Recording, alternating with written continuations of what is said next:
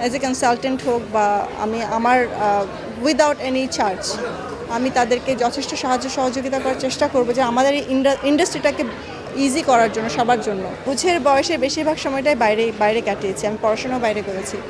মন খারাপের তো একটা ছোট্ট একটা জায়গা তো থাকেই, যে একটা কাজ করতে এসে যদি এত বাধার সম্মুখীন হতে হয়, কিছু কিছু বাধা মানে অভ্যস্ত না।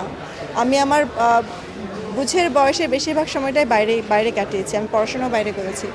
So I was never use to this type of environment. But যেটা হয়েছে যে এই এনভায়রনমেন্টে আমি আমার নিজেকে খাপ খাইয়ে নিয়েছি, কারণ দিন শেষে তো আমি তো দেশেরই মেয়ে।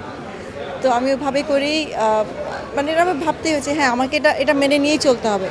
এটা এমনই, এটা মেনে নিয়ে আমাকে চলতে হবে। এবং যদি আমাকে মেনে নিয়ে চলতে হয়, চলার পথে আমি একটা ডিসিশন নিয়েছি যে আমি আমার মতো করে চেষ্টা করব যে অনেক কিছু আছে আমাদের সিস্টেমে যেটা ভালো করা সম্ভব, আরও উন্নতি করা সম্ভব, যেটা আমরা বহির্বিশ্ব থেকে শিখতে পারি, যেটা আমরা যারা বাইরে থাকি তারা অনেক কিছু দেখি। টেকনোলজিক্যাল যে অ্যাডভান্স জিনিসগুলো হয়েছে বা আপনার অনেক কিছুই, অনেক সিস্টেমের যে অ্যাডভান্সমেন্ট হয়েছে সেগুলো আমরা আমাদের দেশে ইমপ্লিমেন্ট করতে পারি।